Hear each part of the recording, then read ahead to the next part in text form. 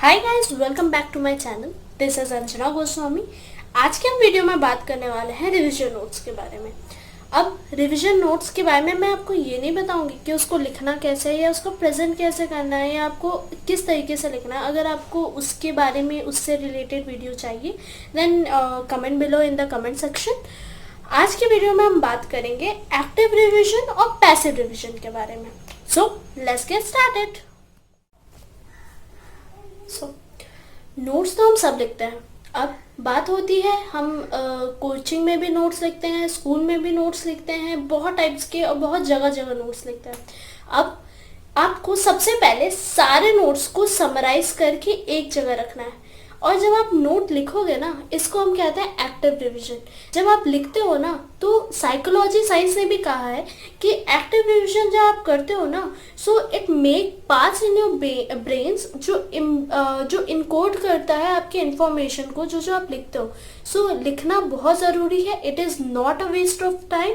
आपको नोट्स लिखना चाहिए, लिख के आपको जल्दी याद होती है। चाहे अगर मैथ्स की चीज़ें हो तो फॉर्मूलेज लिखो, और अगर थ्योरी की चीज़ है तो वो भी तो लिखना ही है। तो सबसे पहले आपको सारे नोट्स को हर एक जगह से समराइज करके एक जगह रखना है। उसके बाद आप क्या करो कि अब आपको बुक भी पढ़ना होता है, तो जब आप नोट्स लिखते हो ना, साथ साथ में बुक रीड करते जाओ कौन कौन सा पैराग्राफ है, या फिर आप पूरा नोट लिख लो सारे नोट्स को कंबाइन करके, देन पूरा बुक पढ़ लो। उसके बाद उसमें से जो जो इम्पोर्टेंट टॉपिक्स है या इम्पोर्टेंट पॉइंट्स है वो सब चीज़ों को वापस उस नोट्स में डाल दो। तो आपका एक नोट्स बन गया जो प्रॉपरली सारे नोट्स का कंबाइन होगा। इसको हम कहेंगे मैक्रो नोट्स। तो आपको सबसे पहले क्या बनाना है? Macro notes. नोट्स बन गया। मैक्रो नोट्स के बाद हमें उसको और छोटा करके माइक्रो नोट्स में बनाना है। माइक्रो नोट्स में हमारा क्या क्या रहेगा कि आप कोई बॉक्स में सारे इंफॉर्मेशन को समराइज कर दो, या फिर फ्लो चार्ट्स यूज करो, या डायग्राम, या माइंड मैपिंग, जो करना है जिससे आपका नोट्स और छोटा हो जाए वो सारी चीज, ताकि आप जब एक जगह देखते हो आपको सारा इंफॉर्मेशन मिल जाए बिफोर गोइंग टू एग्जामिनेशन। और वो सबसे इजी वे होता है आपको रिवाइज करने में।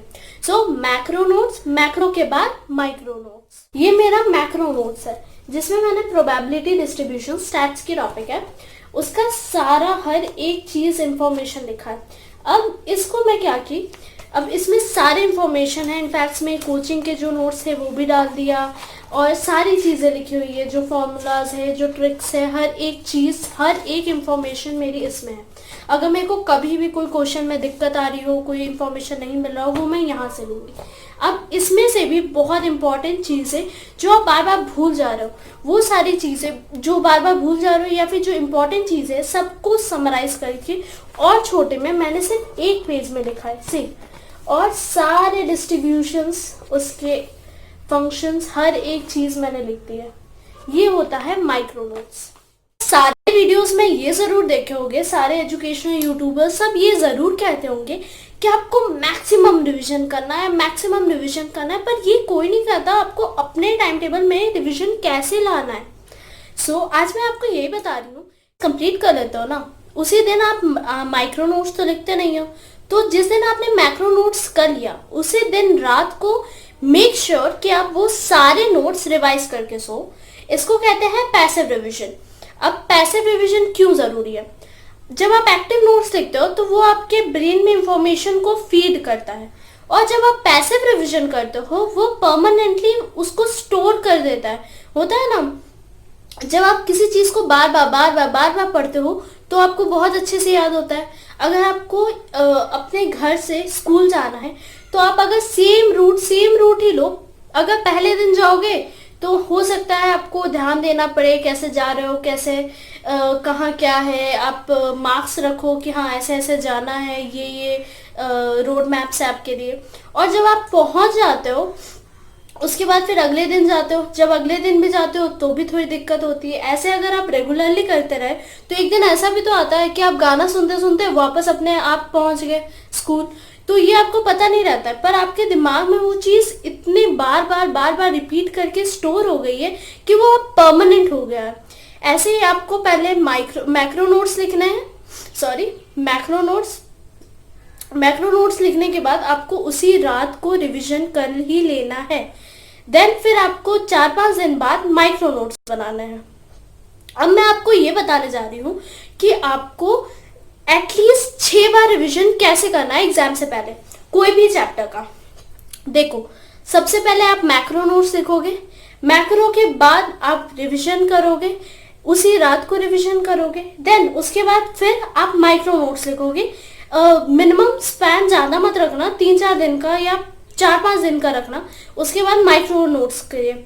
जब आपने माइक्रो नोट्स और ये सारे नोट्स बना लिए, फिर आप पास्ट ईयर पेपर्स या बुक्स के पीछे के पेपर्स कोई भी उससे रिलेटेड क्वेश्चंस करो, एमसीक्यूज करो। एमसीक्यूज में कॉन्सेप्ट्स बहुत क्लियर होता है, क्योंकि एमसीक्यूज आपके कॉन्सेप्चुअल एबिलिटी को चेक करता है कि कहाँ कहाँ से आपको पता है, वो छोटी छोटी इंफॉर्मेशन तक चेक करता है। तो एमसीक्यूज करो, क्वेश्चंस करो, उस चैप्टर्स की सारी चीजें कर डालो। जब आप सारी चीजें करते हो ना, उसके पहले भी आपको एक रिवीजन तो मारना पड़ेगा। मैक्रो किए, फिर रात को रिवीजन, फिर आप माइक्रो किए। माइक्रो करने के बाद क्वेश्चन पेपर में जाने से पहले आप एक बार पूरा रिवाइज करते हो, ताकि आप क्वेश्चन पेपर्स में गलत ना हो।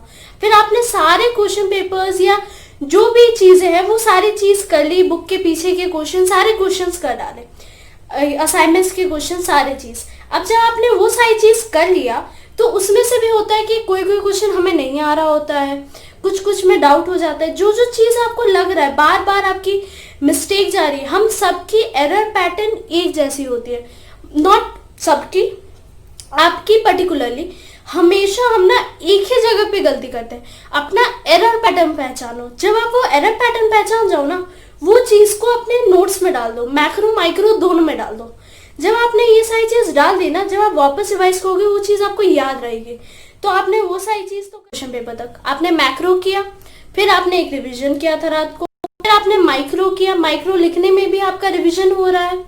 उसके बाद फिर आपने क्वेश्चन पेपर करने से पहले आपने रिवीजन किया, वो एक रिवीजन। उसके बाद आप क्वेश्चन पेपर्स कर रहे हो, वो भी एक तरीका का रिवीजन ही है, क्योंकि आप अपने वो चीजों जो आपने कॉन्सेप्ट पढ़ा है, उस चीजों को टेस्ट कर रहे हो।